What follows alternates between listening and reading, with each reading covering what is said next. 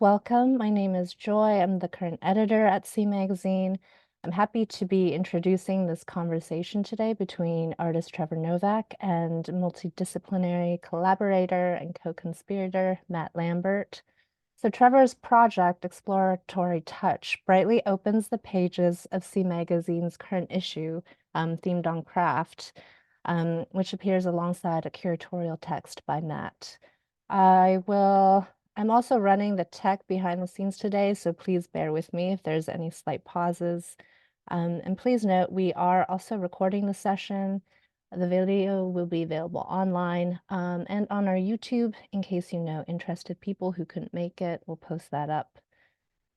So to begin situating myself and C Magazine, our offices are in Toronto, Tekaronto, or Gitchikuanjing, the original territories of peoples, including the Mississaugas of the Credit, Anishinaabeg, Haudenosaunee, Huron-Wendat, and Chippewa, and which continues to be home to Indigenous peoples from Turtle Island and beyond.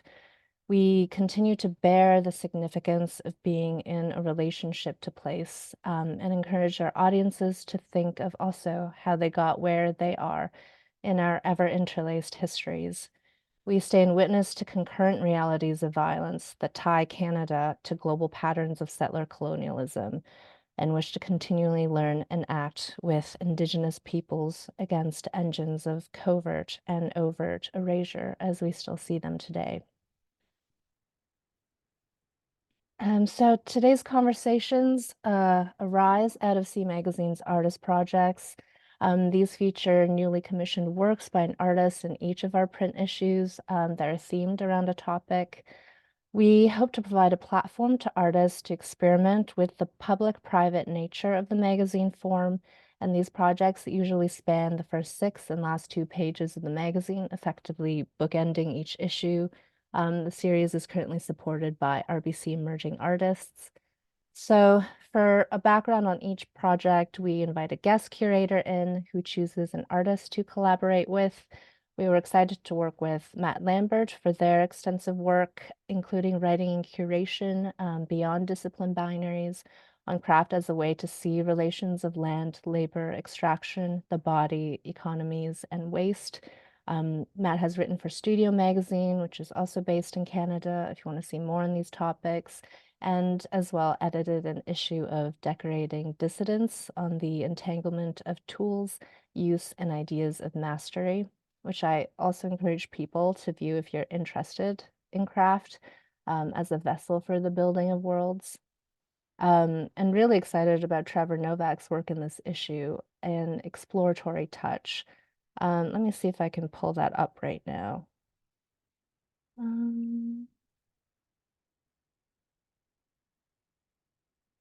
Our current lovely craft issue. But yeah, an Exploratory Touch. I think Trevor Novak's work visually shines as an artist focused on ceramic, sculptural, and digital creations that reflect real and imagined worlds. If you have a print copy, you know, you've probably seen it. I think it's very impactful as you flip through the pages. Um, but also as Matt touches on in their curatorial text, within the figures' touches toward each other, there is a playfulness as well as a sense of predicament. And this is also doubly layered with the artist touch across both physical and digital realms of crafting. I'm really looking forward to diving into this work. We also have an open chat today. So please feel free to add any of your questions or comments along the way. There's also a captioning that is live, so if you need that, that should be working as well. And without further delay, I'll hand this conversation over to Trevor and Matt. Okay, thank you so much, Joy, for the intro. Also to start, I find it important to position myself. I am originally based in the US and Canada, Detroit and Chatham-Kent County, Ontario.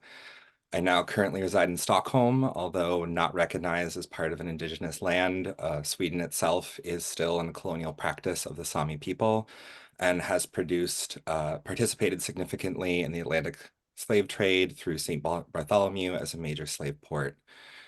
Um, and I also really want to give a deep note of gratitude to Carol Epp, who first introduced me to Trevor's work through the routes of Critical Craft Forum. If you don't know what Critical Craft Forum is, it's an online community primarily run through Facebook, and it links scholars, artists, and anyone else interested in craft together to find resources and share exciting things happening or critical conversations that need to be had or that are ongoing. So yeah, I am really excited to be in dialogue with you, Trevor, today. Thank you for working with me on this. It's been a Of joy course. and pleasure. Um, and with that, I thought maybe you would want to share maybe what your background is. I know that there's kind of an interesting conversation to be had on the trail of primarily starting with ceramics and then kind of leading into this multidisciplinary practice. So maybe we start with the ceramic part and then we kind of weave the narrative as we've done through our other conversations. Yeah. Um, yeah, so I'm currently living in Halifax, Mi'kma'ki, and grew up in Toronto. Um, and I think how I got into ceramics, I feel like I always had like an affinity for clay. And it's something that always came easily to me, which kind of discounts like the amount of effort that my parents put into exposing me to art and clay when I was a kid. Um, Definitely ate too much Play-Doh growing up and was kind of like put in a lot of extracurricular art spaces. I think when my parents kind of noticed that I wasn't that interested in sports. Um, and kind of from there, I ended up going to Sheridan College and studied ceramics in their craft program. Um, and that kind of just came out of me graduating high school and realizing that I didn't really know what I wanted to do with myself, and knew that I enjoyed art and did like a bit of a studio tour at Sheridan, and I think maybe a bit of a light bulb went off in my head when I saw that space. Um, and from there, I went to NSCAD. I came to Halifax, and I've just been trying my best to keep making things since then, which I think has just kind of turned into a bit of a compulsion on my end, maybe unhealthy sometimes. But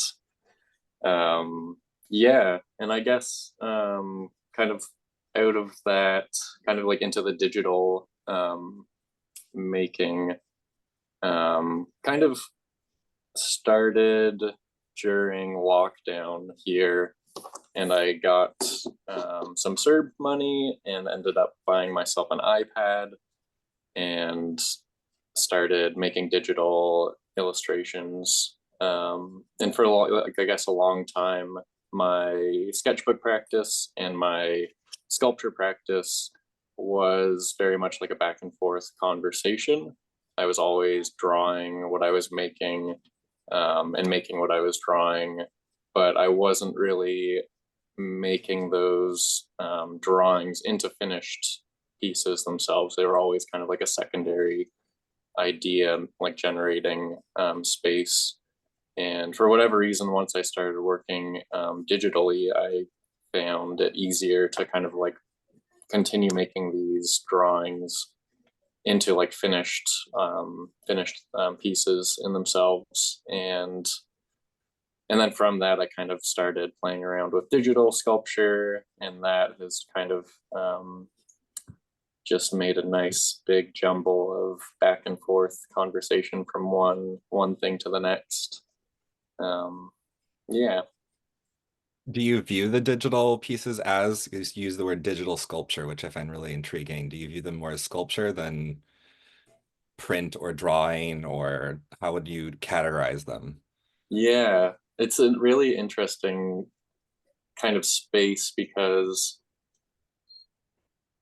in my mind, I'm making sculptures in the digital space, but then everyone else who like experiences that, they'll experience it as a 2D image, which kind of goes, it's kind of like the same thing for the like tangible sculptures that I'm making.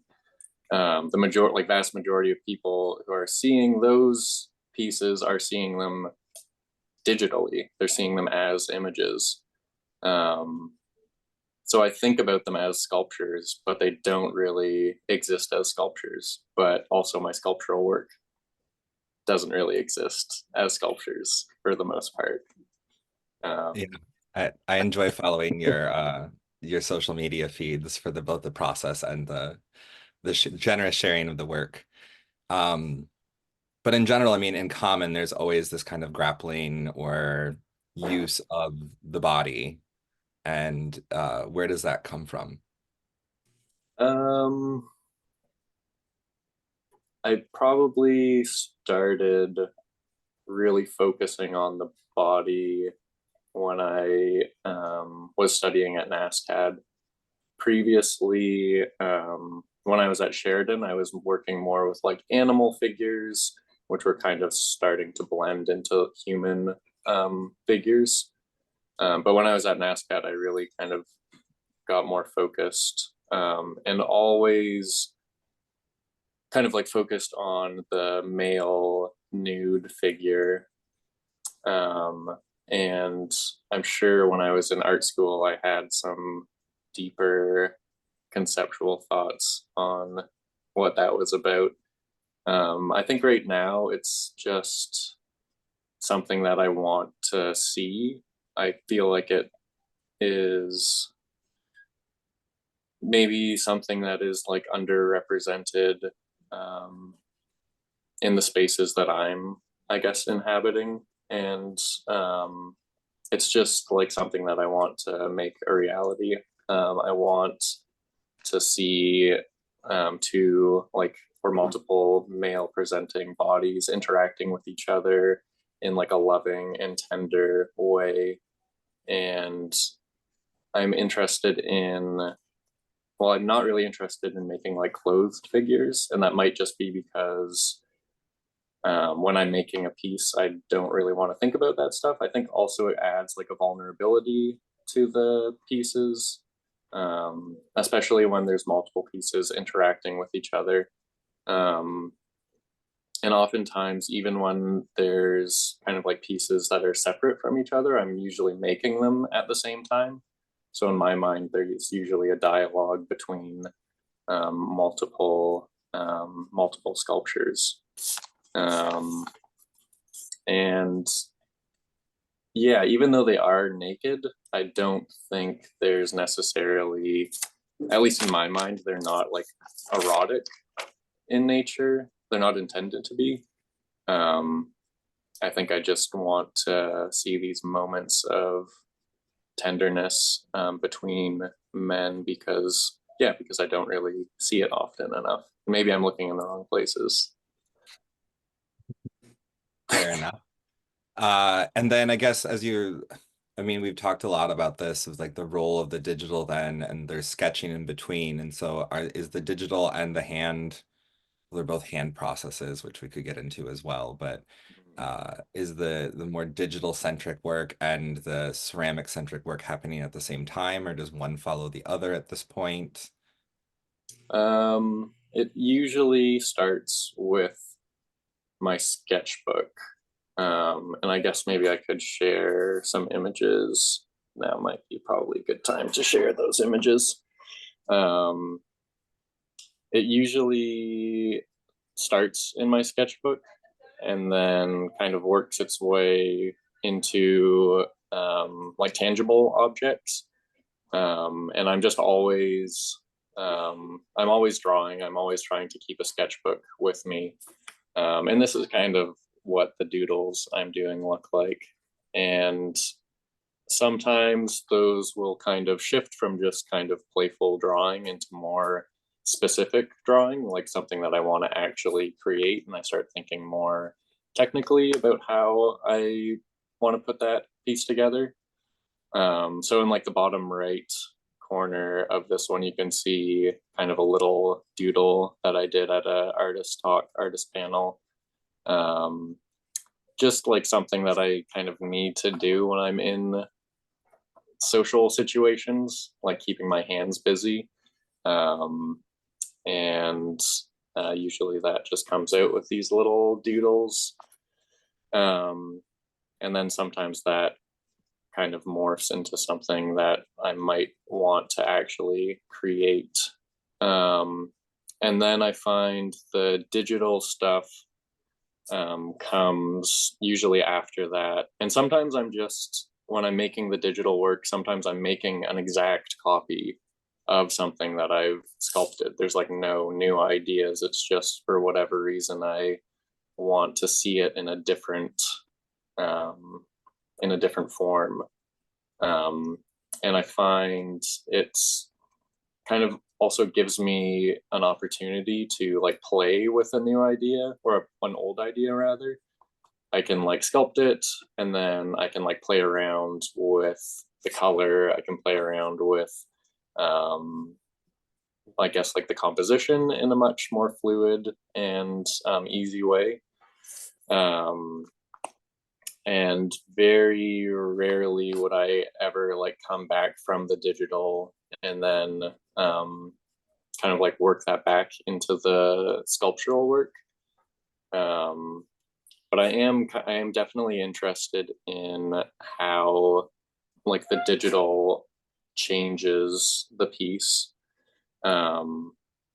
Because like I was saying before, like the majority of people who are seeing my work are only seeing these digital images.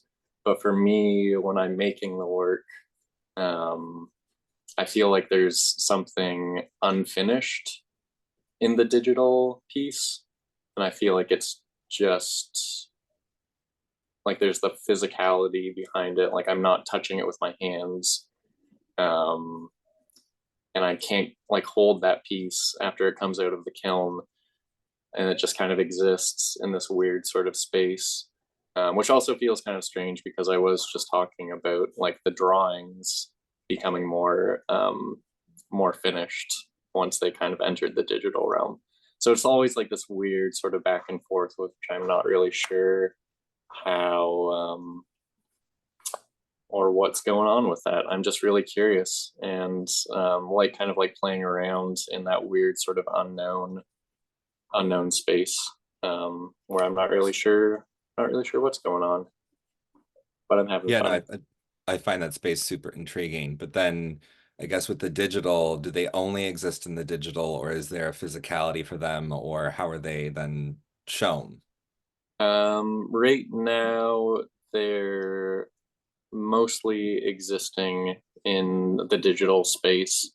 There are like the drawings that I do, and I do kind of like make a distinction between like the drawings that I do and the sculptures that I do, because for me, I'm making the sculptures in like a 3D space, and the drawings I'm making them in a 2D space. The 2D drawings I usually will make prints of, and the 3D, like the digital sculptures, are still in this like strange space that I'm not quite sure how I want them to exist outside of that space. But like one way that I've been playing around with is through animation, and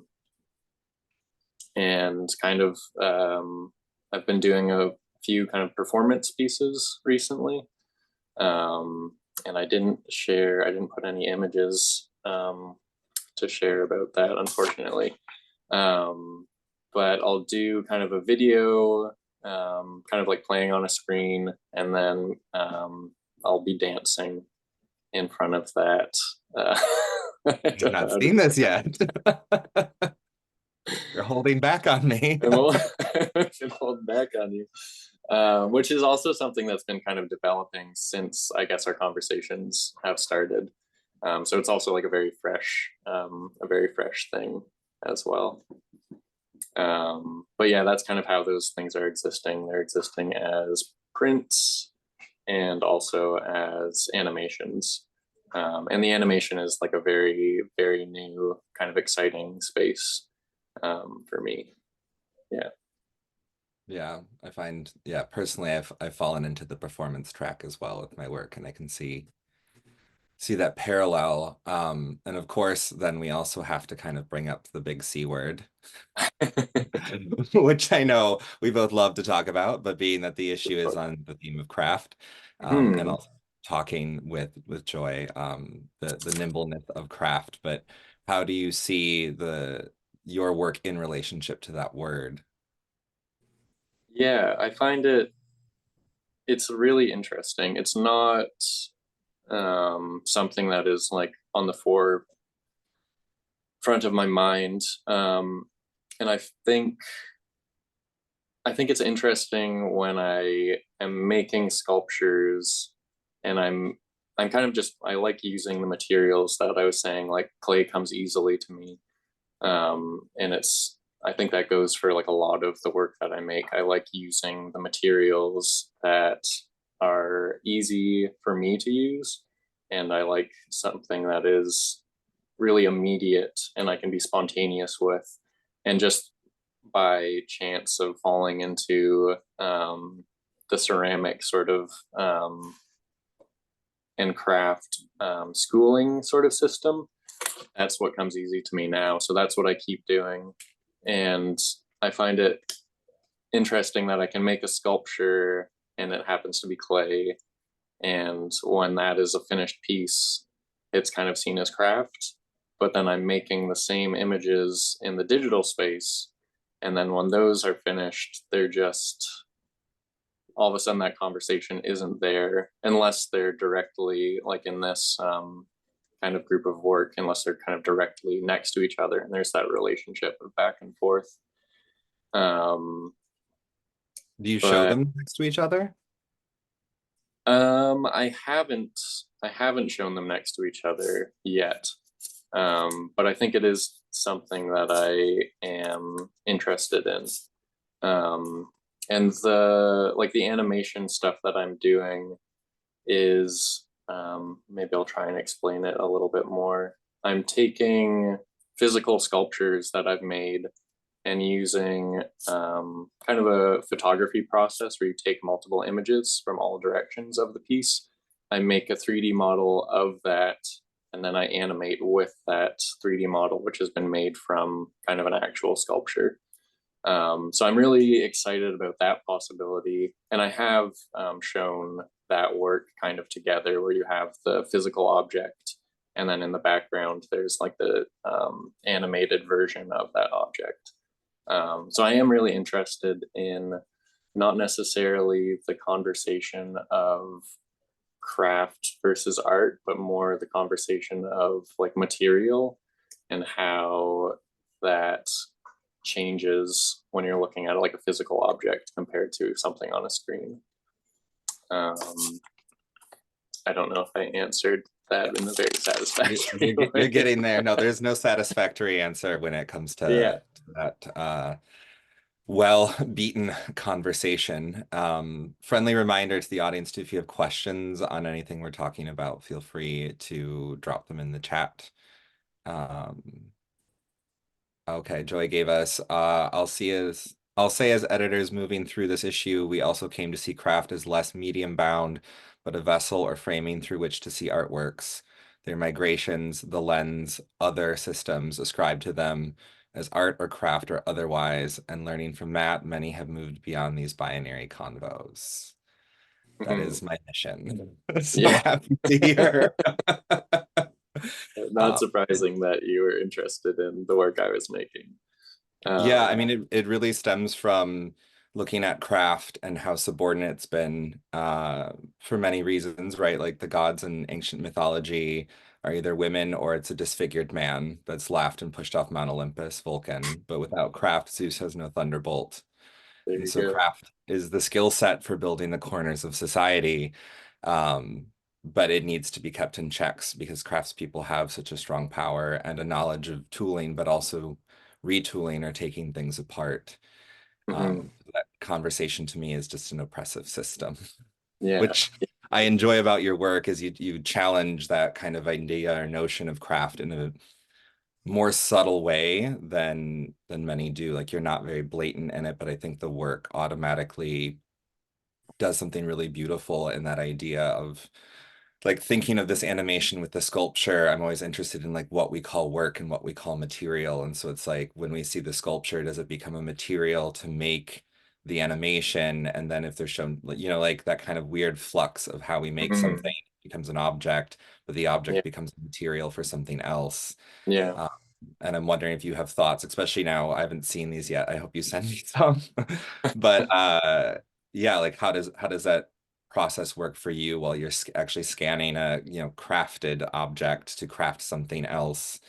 Um, is it what does that become a singular piece then when it's an animation and an object, or do you see them as like what is that kind of relationship? yeah. I think um, it kind of becomes a weird, almost, yeah, it's hard to put it into words because I'm still trying to figure it out. Um, but it feels like when I first like made the video, I was like, oh, like this, I don't really need this sculpture anymore. It's not really part of the work. But then at the same time, had like a really hard time letting go of that sculpture, and I like still have it, and will like probably take it with me like everywhere I go. Um, which is just yeah. And I have done like when I was doing like the performance piece, the physical object wasn't part of that space. And I feel like it was kind of like lacking because of that. Like I think having that um like being presented with that object and then like seeing how it's changed, I think is an important part of the process. Um yeah, and it's funny, like a lot of my work, kind of like previous to this project, was like I was doing a lot of drawing with pencil crayon and chalk and spray paint, like very much not kind of like craft related processes when it comes to ceramic work. And then when I started this project, I started kind of playing around with glaze again, which is like very much like the proper sort of way to finish work. And it just kind of like happened organically, but I thought it was kind of like funny how the timing of that worked out. Um, but yeah, I'm super lazy, so whatever like I can get my hands on and like grab that's like closest to me is what I'm gonna use for the project. Um, and yeah, a lot of the stuff like I feel like the work that I'm making now is really selfish in a way. Like I am really only making work that is actively like bringing me into the studio. Um, so I don't really want to like think too hard about what I'm making. I just want to like make something that is either going to make me smile or like make me laugh as I'm making it. And if it's not doing that, then I'm just not going to be in the studio making work, which has kind of been like the last couple months. I've been struggling a bit. Um, and I think it's just one of those things that kind of ebbs and flows. Um, and I completely got sidetracked there. No, it's a beautiful sidetrack. I think it's always important to talk about our love, hate, and joy with our studio practices. uh, But then I guess the question comes to is like, how does one navigate, which I find talking to a lot of craftspeople working or makers using relating to craft in a way of how one navigates outside of the studio, right? Like we can make these claims of how we see something, but then when we not so much larger institutions, but the gallery system, often hmm, they're defining themselves through a material or through something very specific. And I'm wondering if you've ever had conversations or questions arise through that, or how does one, it's a different way to speak to those spaces. So if you haven't yeah, had one, how would you have that? I think it's kind of just at this point, at least, I'm just like taking every opportunity as it comes. And in like more specifically like this magazine opportunity, which is like focused on like this craft idea, which is like not what I'm thinking about. But if I can work my way into something, then absolutely I'm going to take that opportunity. It hasn't really come up in gallery spaces yet, but I feel like just like anything else, I just want people to see my work. So if there's any way I can get people to see my work, I'm gonna do it. If I have to have conversations about craft for that to happen, then so be it. Yeah, I mean, I think it is a valuable, your work adds a valuable discourse or a good anchor point to point to of how we think about these things, or challenging the binary that doesn't Mhm. actually exist in that way. Um, but I do find the kind of drive or interesting thing of you saying like you're going back to glaze as well. And Mhm. so is that those are just instinctual then things that happen? I mean, you say lazy, I say resourceful. And write that And down. economical, especially in these days and age of inflation. Um, yeah, but I'm wondering then, like looking back at coming from a ceramics background, how do you see that knowledge maybe shaping the performative or the digital? Do you still see a relationship or the way you think about non-ceramic processes as someone trained in ceramics? Yeah, it's definitely for me more so at going through Sheridan. Even though there was like a lot of effort to try and break free from that mold when I was there, I still feel like it was really unintentionally drilled into you of like this is how, because when like the way the program starts off is through like functional work, learning to make functional objects. And then as you kind of get further in, you have more opportunity to express yourself and choose what you want to do. But I think in that initial learning period of figuring out how to make a mug or a bowl, you really get this, or at least personally, I really got this idea in my mind of like what a ceramic object was or had to be.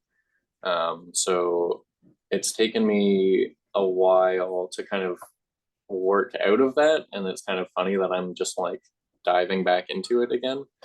Um, and it's kind of like interesting how, as I'm like making this digital work for whatever reason, I feel like I'm going back to the glaze because it has this like comforting feel of a finished object. So maybe I'm kind of like grasping at making these tangible objects even more tangible, because I feel like the glaze makes them like a more finished piece, like subconsciously. Um, and maybe that is a reaction to focusing a little more on like the digital side of things, just like wanting to have things be even more tangible, if that makes sense. Um, yeah. Yeah. Then I guess what I'm also getting at is like when we are trained through a material, we tend to think kind of with it or through it a Mm-hmm. lot. And Mm-hmm. so having that knowledge then and then moving partially into a digital space, do you think like a ceramicist when you're digitally rendering, or do you see any connection to that, or are you like trying to get away from it? Um, I think I'm trying to get away from it, but it's hard to, yeah, it's an interesting thought because a lot of times I am like, if I'm thinking of an idea or a drawing, always in like the back of my mind, I'm like, how would I make this out of clay? And like, what processes would I use to make this out of clay? And a lot of times, like the trajectory that my work, when I'm making a body of work, the way that it kind of moves naturally is from like drawing to like small scale maquette to like slightly larger, more like finished piece, which is usually like this sort of scale. And then from there, my mind, for whatever reason, wants to like make it even bigger. And then all of a sudden, the technical side of things really comes more into play. And my brain kind of shifts from this like spontaneous kind of creating to much more like technical sort of making. And yeah, it's kind of interesting trying to think of when I'm like making the sculptural pieces. I think I am kind of thinking in sort of a um, like very grounded ceramic sort of background, because like when you look at like the images that I kind of began creating, they were all on these little bases, even though they were had no need to be on these little bases. It's just like the way that my brain is is hardwired. It's funny, I haven't really thought about it in that way. And I think more recently, like with the pieces I've been making, I've kind of been trying to break away from that a little bit, like realizing, oh yeah, of course I can have like objects floating in space. They don't have to be touching the ground because, you know, obviously not. But it's definitely a struggle to try and rewire your brain like that. For sure. And then I guess, yeah, the question of scale then also becomes interesting. Do you think of the digital figures as the same scale as the ceramics, or how, like, 'cause Mm, I mean, the possibilities, they could be any size, right? yeah. Um, it's funny I think when I'm making them, I imagine them as like very small, like contained little spaces. Um, and that's probably because they're existing on the screen I'm making them, is kind of like a small sort of space. So when I'm thinking about scale, it's not really anything like bigger. I can't really imagine anything bigger than that. But then like when it comes to the performance stuff, it kind of does have the opportunity to become larger than life. And I've done kind of projections, which are kind of huge. So it's fun to see these things that I'm imagining like really tiny become big. And then the performance aspect of it is I made kind of like paper mache heads to kind of try and embody that sculpture myself. Um, All but right. I need to yeah, see more of these. hmm yeah, I'm like realizing now. I'm like, why didn't I have this in the slideshow? It's when you say go to my website for more. Go to my Uh, website for more, and hopefully or there's go to the next exhibition. yeah. Um, yeah, no, we can never show our full body of work in one of Mhm. these short timed talks. Oh, we've got another one in the box. Thinking about touch and the digital sculptures, wondering if you see how or if tactility transfers into the digital realm, whether through your artist's touch and process or the feeling of the figures to viewers.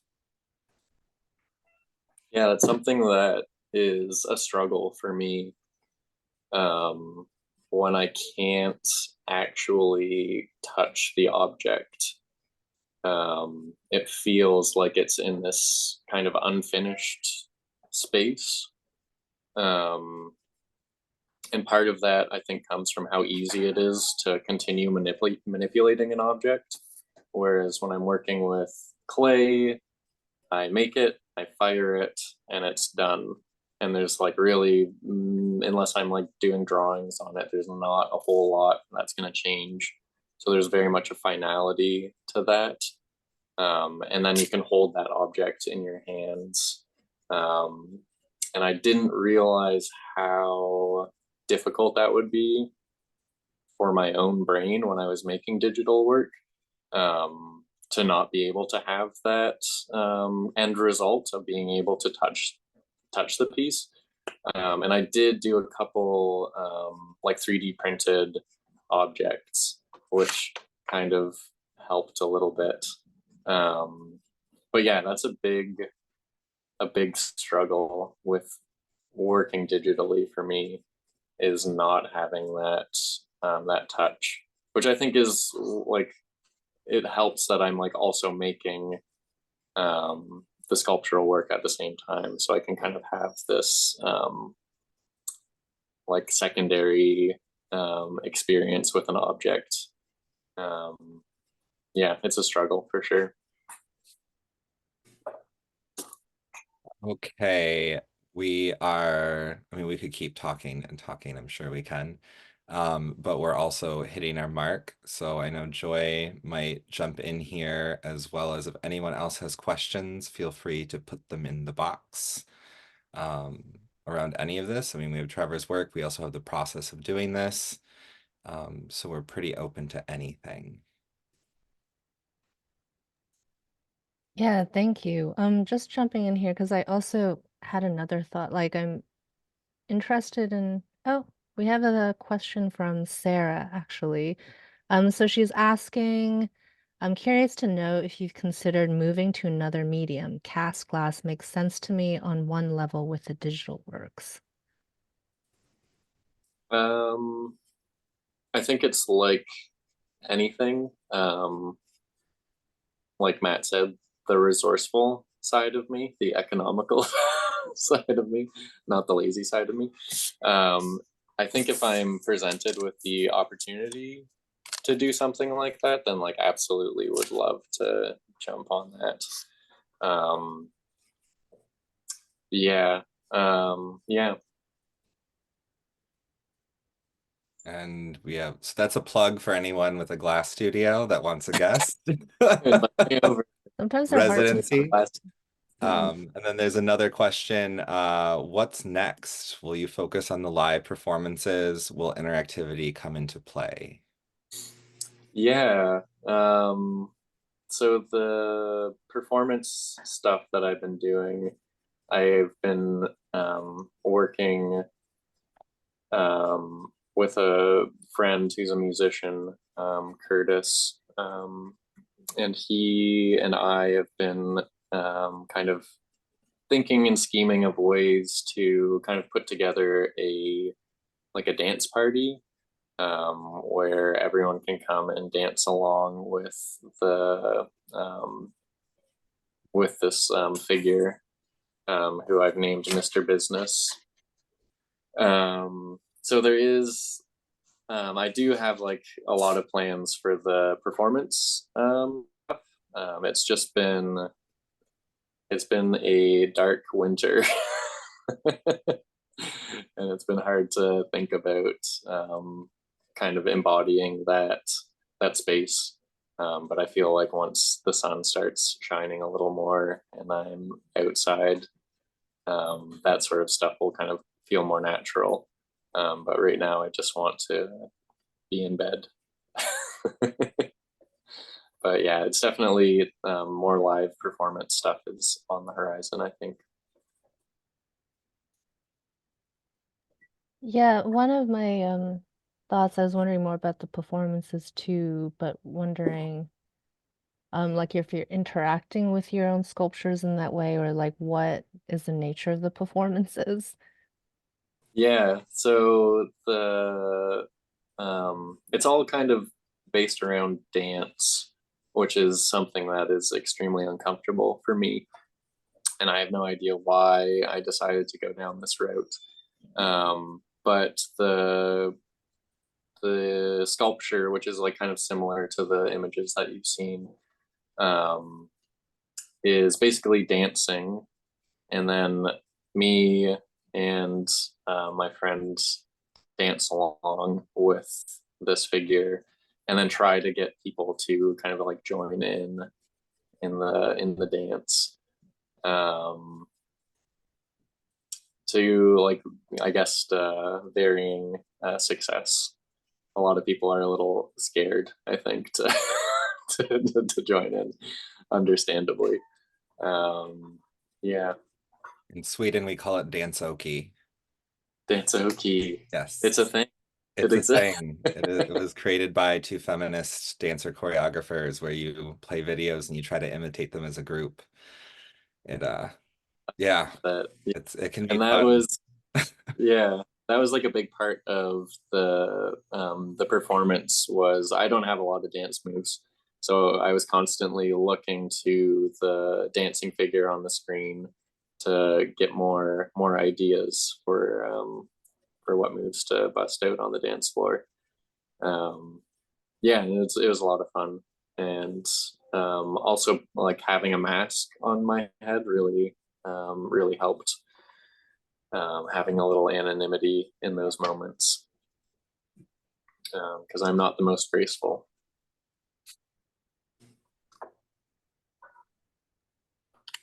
Yeah, something that came to my mind, yeah, as you were talking about all your processes, Trevor, is it seems like with this performance body of work too, like this mutual, I don't know what it is, but like survival between you and the objects, or you're even saying how you're uncomfortable dancing, but like doing this with the objects. Um, and part of that, like this relates in my head to the way you're talking about working in the digital realm out of a necessity at the time also. And I think that's something that not all the time, but sometimes we forget about conversations about art making. Um, yeah, and I don't know, there's something about that instinct to survive and to create and to continue on along with Yeah, your creation of these sculptures, but it's very yeah, tied to you as an artist as well. absolutely. Yeah, it's something that, like I said at the beginning, is like a compulsion, and it's something that I have to do. So like, yeah, when I was in lockdown, I was kind of had limited access to my studio, so that's when I started like drawing on my sculptures, because I had like a pack of pencil crayons, and I don't really have any examples to show, but um, yeah, just like whatever I can get my hands on in the moment to keep making. Um, yeah, it's just important for my survival.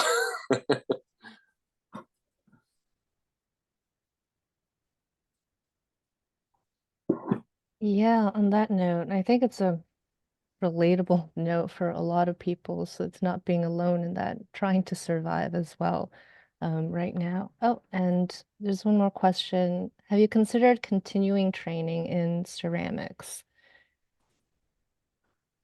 um, Sometimes I will have um, like I have a lot of gaps in my knowledge, especially when it comes to like glaze processes.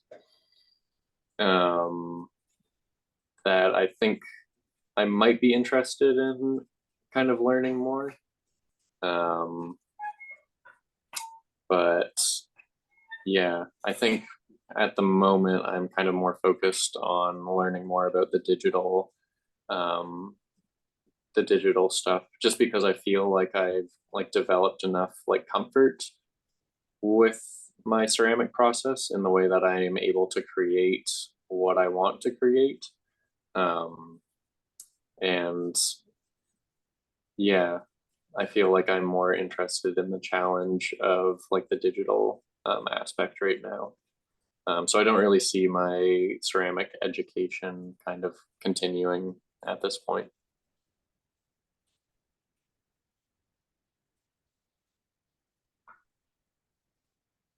Great, thank you. I'd liked how many questions from the audience have been about the material processes, getting into those specifics. Uh, Mhm. I mean, maybe you could touch on that too. Are you particular about the type of clay? I know we've talked about being resourceful as well, or Mhm. how geeky do you get in your materiality? Not at all, really. For the longest time, I was using like a clay body that just was not really what I should be using, but I was like making it work. And recently I've started using a paper clay, which makes it has like a paper fiber in the clay, which makes it easy to be a lot more spontaneous in my making process. Where it's like easy to attach objects which have different kind of wetnesses, and also it dries in a much quicker way, so I can be a lot a lot more spontaneous in how I'm making these objects. But as far as like geeking out on ceramics, no, I don't really I don't really think about it too hard. I only think about it as much as I need to, I guess.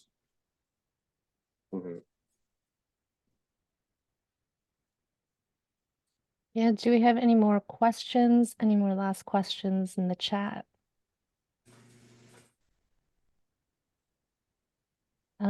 Yeah, I've personally really appreciated this conversation. It's felt quite generous with you, Matt and Trevor, diving into your processes. And it did, yeah, like when to have more background, but when we frame this issue on craft, I think in hindsight now, and from, our initial conversation, Matt, also, and looking at your work, it seems like even to say frame it in that way maybe inadvertently contributed to having distinctions. And there's a way that I see in your work, Trevor, and really appreciate how those distinctions are not even a consideration because this binary doesn't exist. And learning how to move through as if they don't because they don't. I love that. But like working through this issue, I mean, other features writers have talked about, yeah, the way systems, even like markets, might contribute to those distinctions. So it's much more about a question of framing than the actual reality or reality materials. You just have to do another issue now. I have to do another issue. Or, I mean, yeah, personally, it's only me and Mendek, the other editor right now. So I think we learned to wrap these learnings in all our commissioning. So for the future, like this doesn't need to be a special theme, but wrap considerations of craft into everything else. And I feel like that happens in a way with each issue as we interact with writers and artists. Yeah, and thank you again, Trevor and Matt, and to everyone for being here tonight. Just a note, if you want to follow other events, pitches, or opportunities, sometimes we have job calls at C Magazine. You can follow us at our newsletter.cmagazine.com or Instagram at cmagazineart. Just to wrap up, I hope the rest of the day brings everyone some of what you need. And thank you again. Thank you. Thanks, everyone.